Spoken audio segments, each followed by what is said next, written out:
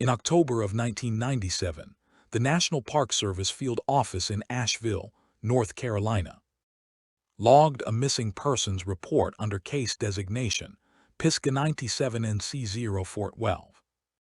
The subject was a 31-year-old male, experienced hiker, registered for a solo 4-day traverse of the Art Loeb Trail in the Shining Rock Wilderness area of Pisgah National Forest. He had checked in at the Cold Mountain Trailhead on a Tuesday. He did not check out on Friday. A ranger located his vehicle in the parking area on Saturday morning. Keys under the rear left wheel well, where he had told his wife he always left them. The initial report is 11 pages. Pages 1 through 9 read the way these reports always read. Subject description, last known coordinates, weather conditions at time of entry, trail conditions, emergency contact information, gear manifest. Page 10 is where the report becomes something else. A responding ranger located the subject's pack on the third day of search operations. The pack was found 460 meters from the nearest marked trail, in a section of terrain that the subject had no documented reason to enter. The pack was upright, not dropped, not fallen from a shoulder. Upright centered, positioned on a flat piece of granite with the hip belt unbuckled and folded to the sides, as if placed there carefully by someone who understood how the equipment worked. Inside the pack, every item was present: food, water filter, emergency blanket. The subject's journal, nothing was missing. Nothing was damaged. The subject was never found. Page 11 of the official report lists cause as probable disorientation followed by exposure. It notes the pack recovery as significant but unexplained. What page 11 does not address, what no subsequent supplemental report ever addressed, is the question of movement. Search teams gridded every accessible section of terrain within a 2-mile radius of that pack. They found no trail of departure, no disturbed ground, no broken vegetation indicating a direction of travel. A man walked into that wilderness, set his pack down with deliberate care on a piece of granite, and left no record of where he went next. That is where the official file ends. That is where my account begins. My name is not relevant to what I am about to tell you. What is relevant is this. I spent 17 years as an active member of the Western North Carolina Mountain Rescue Team, based out of Waynesville. For 11 of those 17 years, I served as primary field team lead. That designation means I was the person responsible for sector assignment, evidence documentation, and incident reporting on every major search operation. The team ran in Haywood, Jackson, and Transylvania counties during that period. I was on the Art Loeb search. I was the team lead who documented the pack recovery. My signature is on the evidence chain form. My initials are on the photograph log. I did not speak publicly about what my team encountered during that operation for 22 years. Part of that silence was contractual. When the National Park Service settled a related administrative matter in 2001, a condition of that settlement included a non-disclosure provision covering ongoing investigative elements. I was advised by the team's legal contact to comply. I complied. The file was formally closed in October of 2019 with no resolution, no determination of remains, and no revision to the original cause classification. When a file closes with no resolution, the non-disclosure provision expires under the terms of the original settlement. I am speaking now because the file is closed and the provision is expired, and I am 61 years old, and I have thought about this every single day since 1997. I have not entered the Shining Rock Wilderness area since the autumn of that year. Pisgah National Forest covers roughly 500,000 acres of western North Carolina. The Shining Rock Wilderness sits in the northeastern portion of the forest, named for a large white quartz outcropping on the ridge above Shining Creek. The terrain in that section runs from roughly 3,500 feet at the lower creek drainages to just over 6,000 feet at Cold Mountain Summit. The nearest incorporated town is Waynesville, approximately 22 miles by road from the Daniel Boone Scout Camp trailhead, which served as our operational staging area for the Art Loeb search in mid-October. That elevation range means daytime temperatures in the upper 40s, overnight temperatures dropping into the mid-20s on clear nights. The deciduous canopy is turning or already down by that point. Visibility through the forest improves significantly compared to summer operations. In theory, that should make search work easier. In theory, my team for that operation was 6 people. Denny Callahan, 44 at the time, served as our communications lead. He had been with Mountain Rescue for 9 years and ran our radio coordination with a precision I have never seen matched. Callahan was the kind of man who kept a small notebook in his left chest pocket, specifically for logging transmission times. Because he did not trust his memory and did not trust equipment logs equally. Sandra Reese, 37, handled medical triage and was our certified wilderness EMT. Marcus Holt, 29, was our newest certified member, 2 years on the team. Strong in technical terrain and ropes work. Alongside them were 2 volunteers on their 3rd active search, Benny Oakes and Teresa Farrow. Both local to Waynesville, and both of whom had grown up with family connections to this part of the mountains. And myself, we staged at the scout camp at 0600 on day 2 of the search. The first day had been handled by the Ranger Service with a smaller volunteer group, standard trail check protocol. They had confirmed the subject was not on any marked trail within his registered route. That finding escalated the search to our team. Standard procedure on a wilderness search of this type involves dividing the probable travel area into numbered grid sectors, each approximately a quarter-mile square, and assigning 2-person teams to move through each sector in parallel lines, flagging any evidence of passage. We carried orange evidence markers, numbered sequentially. We logged every flag placement by marker number, GPS coordinate, time, and team member initials on standardized field forms. Callahan ran the radio net from a high point above the staging area, where he could reach most of the search zone without relay. The forest at that elevation in October has a particular quality. I want to be precise about this because it matters later. On clear days with the leaves down or dropping, you can hear a great distance. Sound carries across those ridgelines in ways it does not in summer. Wind moves differently when the canopy is open. And there are ridgelines in that section of Pisgah, specific ones, where the sound stops. Not diminishes, stops. Team members who had worked that terrain before had noted it across multiple seasons, before significant weather changes, before frontal passages. Certain ridgelines go acoustically flat. The birds stop, the wind drops out. The creek noise, which should carry a distance, simply does not arrive. Callahan had a term for it. He called it the dead stretch.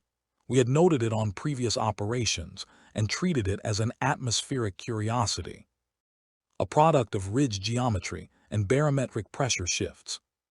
We logged it when it occurred and moved on. On day 2 of the Art Loeb search, we noted the dead stretch on the ridgeline above Shining Creek at approximately 14:30 hours. We logged it, we moved on. Marcus Holt found the tracks at 1610 on day 2. He was working his assigned grid sector with Benny Oakes, a section of terrain southeast of the Shining Rock outcropping, in a drainage that held a small seasonal creek that had not yet dried for the season. The soil in that drainage was soft from recent rain, good for impressions. They had been flagging deer sign and one set of boot prints that turned out to match a ranger's boot from the previous days. Sweep, then Holt radioed in. He said he had a set of impressions that did not match any boot pattern he was familiar with, and asked me to come have a look before he flagged them. I walked to his sector. It took me 14 minutes. What I found were footprints. Bipedal, 2 feet, left and right alternating in a consistent walking pattern, moving along the drainage from north to south. The impressions were deep, in soil that held Holt's boot print at roughly 9 millimeters. These prints sank to between 22 and 26 millimeters. The shape was elongated, consistent with a bare foot or a very thin-soled boot with no defined heel structure. The stride length was long. I paced it at between 54 and 58 inches between heel strikes, which is a stride length inconsistent with normal human walking gait at any speed. Running stride in a trained athlete might reach that range. A walking stride does not. Holt said it was probably a large man in moccasins or camp shoes. He said the soil in the drainage was soft enough that any weight over 200 pounds would sink further than normal. He said the stride length could be an artifact of downhill movement, causing longer steps. These were reasonable explanations. I did not dismiss them. We photographed the prints. We placed evidence markers. I called Callahan and had him log the coordinate and time. We did not have plaster of Paris on site for casting, but I radioed the staging area and requested it be brought out on the next supply run. And by 0800 the following morning, I had cast 3 of the clearest impressions in sections 4, 7, and 9 of the drainage sequence. The casts went into an evidence bag. The evidence bag went into the chain of custody log, my initials, the time, the marker numbers. I drove back to Waynesville that night, and I sat in my truck in the staging area for a while before I went inside. The stride length was wrong. That was all I wrote in my personal log that night. The stride length was wrong. Teresa Farrow had grown up in Haywood County. Her grandmother's family had roots in that part of the mountains going back generations. And through those family connections, she had relationships with members of the eastern band of the Cherokee Nation, whose tribal lands sit approximately 30 miles southwest of the Shining Rock area in the Qualla boundary. After I shared the cast photographs with the team the following morning, Teresa asked to speak with me privately. She told me there was a man she thought I should talk to. His name was Walter Sequia. He was 73 years old at the time of our search. He held the position of Cultural Resource Liaison for the Eastern Band of the Cherokee Nation, a formal appointment he had held for 19 years at that point. His role was not ceremonial, it was administrative. He served as the institutional interface between the tribal council and external agencies, including the Forest Service, the National Park Service, and the Bureau of Indian Affairs on matters relating to traditional land use, cultural site designation, and access restriction protocols. He kept records. He attended meetings. He signed documents. Teresa arranged the meeting. We drove to the Qualla boundary 2 days later on a rest rotation between search shifts. Walter Sequia met us on the porch of a small office building adjacent to the Tribal Administration Center. He was a compact man with very steady hands and a way of looking at photographs that I can only describe as administrative. Not emotional, not dramatic. He looked at the cast photographs, the way a building inspector looks at a foundation crack. Then he set them on the table between us. He said the drainage we had been searching was within a territory designation the Eastern Band had formally documented in their land use records as far back as written documentation existed for the tribe, and an oral record well before that. The Cherokee name for the ridge above that drainage translates functionally as the place where the watchers stand. Not poetically, functionally. That is the operational description embedded in the name. The place where the watchers stand. He told me The formal avoidance protocol for that ridgeline had been in continuous practice for as long as the Eastern Band's institutional memory extended, which in written record went back to the mid-1800s, and in oral transmission significantly further. He was careful to make a distinction I want to repeat here precisely, because I think it is the most important thing he said. He said, belief is personal. Protocol is institutional. Protocol gets written down. The avoidance of that ridgeline was not a matter of individual belief or spiritual preference. It was a formally documented land use restriction, recorded in tribal administrative files, referenced in multiple interagency agreements between the Eastern Band and the federal land management agencies. Rangers with the Forest Service had been verbally briefed on it. The briefing was informal, undocumented on the federal side, but it had occurred. Walter Sequia had conducted 2 of those briefings himself. The designation covered approximately a 3-mile stretch of ridgeline and its associated drainages. It had never been formally rescinded. He said the people his records described had no English name he was willing to use in conversation with outside parties. He said the Cherokee terminology described a behavioral pattern, not a species classification. The behavioral pattern, as his records characterized it, was observation. Sustained, patient, deliberate observation of human activity in the territory. He said the records also noted a secondary behavioral pattern that the documentation described as testing. Deliberate interaction with human materials or equipment to assess response. He looked at the cast photographs one more time before I put them away. He said the stride length was consistent with what his records described. He said he hoped we would complete our search quickly. He said he hoped we would not be on that ridgeline at night. On the 5th night of the search operation, Sandra Reese and I conducted a perimeter sweep of the outer grid boundary in the drainage sector, beginning at 2200 hours. This was standard procedure for extended searches.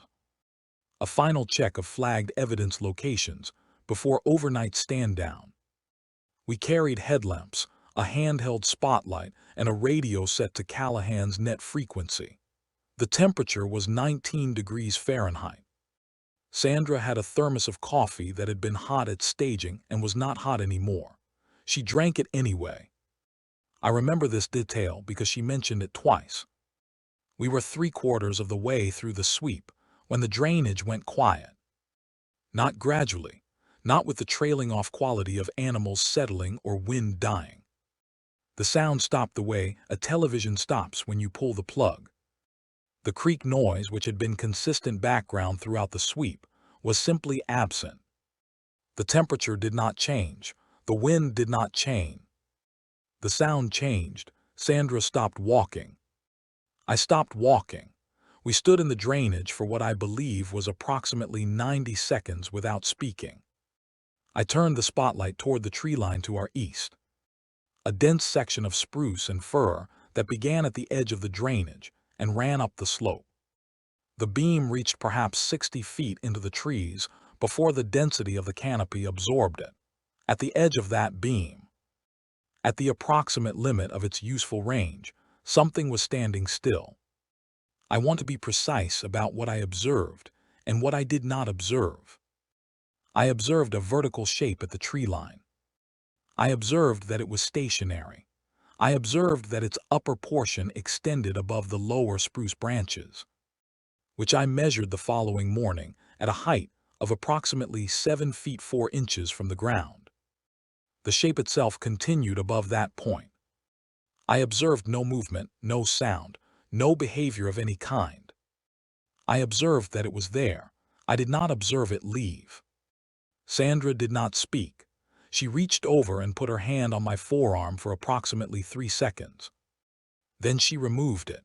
After what I believe was another full minute, the creak noise returned.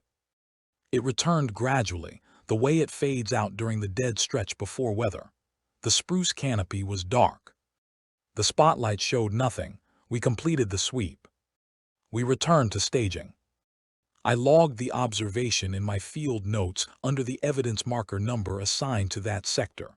I noted the time, the temperature, the duration of the acoustic anomaly, and the visual observation with my estimated height calculation, and the qualifying note that lighting and distance made precise identification impossible. Callahan read the log entry the following morning. He did not ask questions. He poured himself a cup of coffee, and he went back to the radio. Benny Oakes asked what I had seen. I told him I had seen something standing at the tree line and that I could not identify it. He nodded once. He said that the week before the search began, his dog had refused to ride in the truck when he had loaded his gear for staging. The dog had ridden in that truck for 6 years without hesitation. He had to leave the dog at home. He had not mentioned this before. On the 7th day, Marcus Holt found the beacon. The missing subject's personal locator beacon was a registered unit. Its identification number logged with the County Emergency Management Office as part of his trip registration. It should have been in his pack. It was not in his pack when the pack was recovered. This absence had been noted and logged as a point of investigation. The theory from the Ranger Service was that the subject had activated the beacon and carried it separately, which would have been sensible backcountry practice. The beacon had not transmitted, whether that was because it had malfunctioned, because it had been damaged, or because it had never been activated. The initial search could not determine. Holt found it propped against a rock formation at the northern edge of Grid Sector 11, approximately 600 meters from where the pack had been recovered. It was upright, not lying on the ground. Upright with its antenna oriented skyward, as if positioned by someone who knew what it was and how it was meant to function. The casing was undamaged. The battery was drained completely, the activation record. When we recovered it to staging and connected it to the diagnostic reader, showed no activation event. The battery had been depleted through passive drain over several days. This was not the anomaly. The anomaly was on the casing, along the flat plastic surface on the back of the unit, in the area where a user would grip the device. There were a series of linear marks. They were not scratches. They were not impact damage from a fall. They were consistent parallel lines, spaced at approximately equal intervals, pressed into the plastic surface with sufficient force to leave a permanent impression, but not sufficient force to crack or break the material. I photographed them. I measured the spacing. The lines were separated by intervals ranging from 19 to 23 millimeters. The mark pattern covered an area roughly consistent with what you would describe if you were trying to describe the impression left by very large hand gripping an object. Reese said an animal could have mouthed the device. She said the spacing was within the range of large carnivore dentition, if the jaw angle and contact surface were taken into account. Holt said the lines were too regular for a bite pattern. Reese said she would rather it be an animal. I said I understood that. I logged the beacon into evidence. I had Callahan radio the ranger station for instruction on handling. The ranger on duty told me to maintain the chain of custody and bring it in at end of shift. I asked if they wanted to send someone to the find location immediately. There was a pause on the radio. The ranger said to bring it in at end of shift that night. I pulled out the cast photographs from the pack drainage and the photograph of the beacon marks, and I laid them on the tailgate of my truck under a headlamp. I looked at them for a long time. The cast showed an elongated impression, narrower at the heel and broader across the forward portion, with a total length that my measurement placed at between 16 and 18 inches. The beacon marks showed a grip pattern with a span I estimated at 9 to 11 inches across. I put the photographs away. Holt's radio had been logging a GPS track throughout each day's sweep. On day 6, the track showed his movement through Sector 9. along the southern edge of the drainage. On that track, at 17:22 hours, there was a 6-minute gap in recorded position. Equipment logs showed the unit was powered and active throughout. 6 minutes of recorded position, simply absent from the track. The subject's last registered radio ping, logged by a ranger relay station on the day he disappeared, had placed him in the general vicinity of Sector 9 at approximately 1700 hours. I noted this in my personal log. I did not note it in the official field report. That is a decision I have thought about many times since.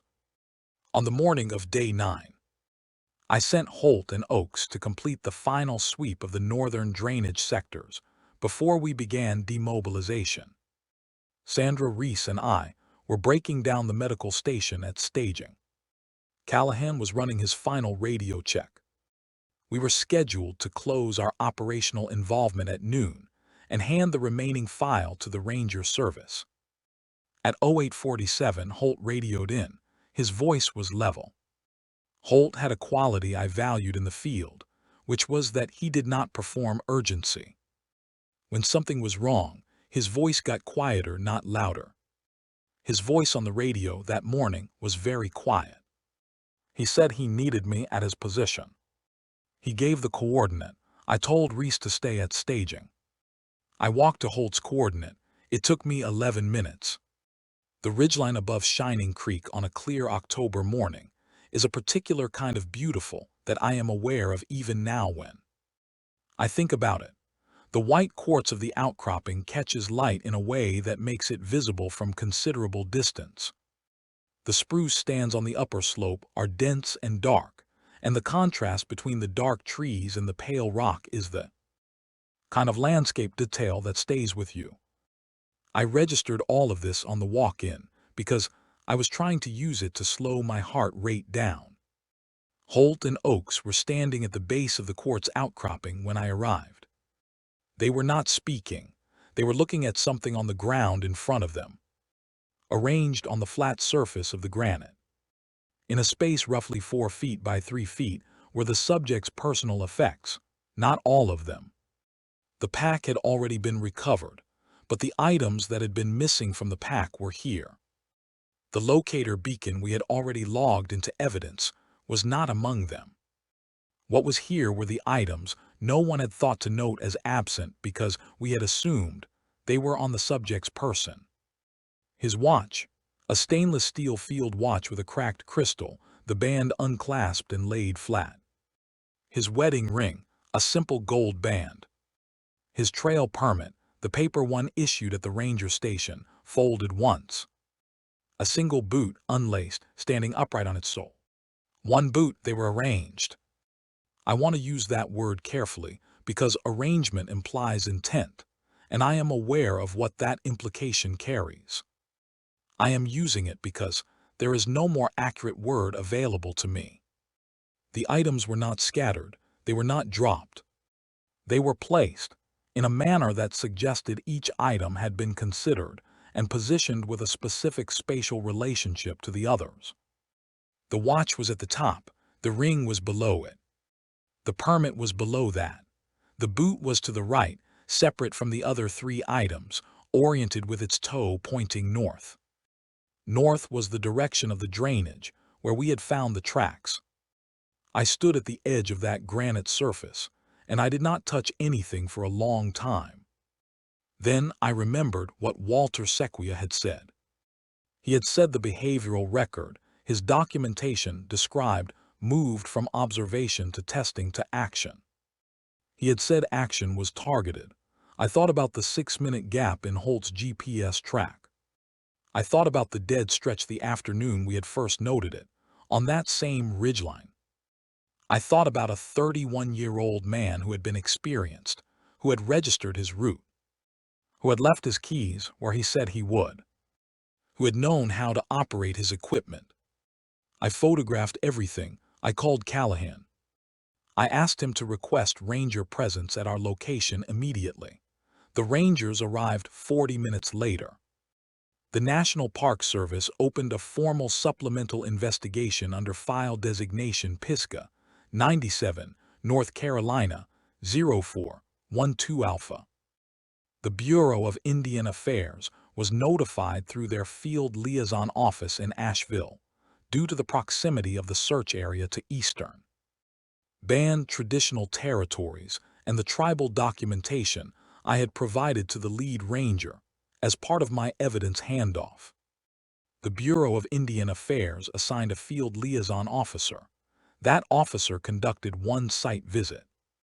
The liaison's written summary, which I was provided a copy of as team lead, described the cultural resource documentation as, and I am quoting the administrative language here, potentially relevant to ongoing case assessment, pending further review.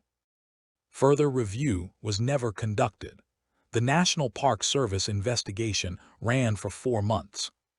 During that period, the cast impressions from the drainage were transferred to an evidence storage facility in Asheville. I was told they were logged as Class Unknown Biological Evidence, pending laboratory analysis. I requested the analysis results twice in writing. Once in January of 1998 and once in March of 1998. Both requests were acknowledged. Neither was fulfilled. The arranged items from the granite surface were photographed by the ranger evidence team, logged into custody, and classified as personal effects of missing subject. The arrangement itself, meaning the spatial positioning of the items relative to one another, was noted in the supplemental report in one sentence. The sentence read, items were found in a grouped configuration on a rock surface approximately 600 meters from the original pack recovery site. Grouped configuration. There was a ranger attached to the Pisgah district at that time, whose name I will not use here because he is still living. He had been with the district for 11 years, and he knew that terrain the way people know terrain they have worked for a long time. After the supplemental investigation was opened, he submitted a formal memorandum to the district supervisor, requesting that the cultural resource documentation from the Eastern Band be formally incorporated into the case file and that a joint review be conducted with Bureau of Indian Affairs cultural staff. The district supervisor declined to forward the memorandum. The ranger submitted it again through a different administrative channel 3 months later. He was transferred to a different district 6 weeks after that. He told me about the transfer the last time I saw him, in a parking lot in Waynesville, in the spring of 1998. He said he was not surprised. He said he was tired. I never saw him again after that. In 2001, an administrative settlement was reached regarding a procedural complaint filed by the subject's family related to the handling of the investigation. A condition of that settlement was a non-disclosure provision covering ongoing investigative elements, which I was advised to comply with and did comply. The provision covered my direct testimony regarding evidence documentation. It did not cover my personal field logs, which are my own property and which I have retained. The case file was formally closed in October of 2019. No remains were ever recovered. The cause of death classification was not revised.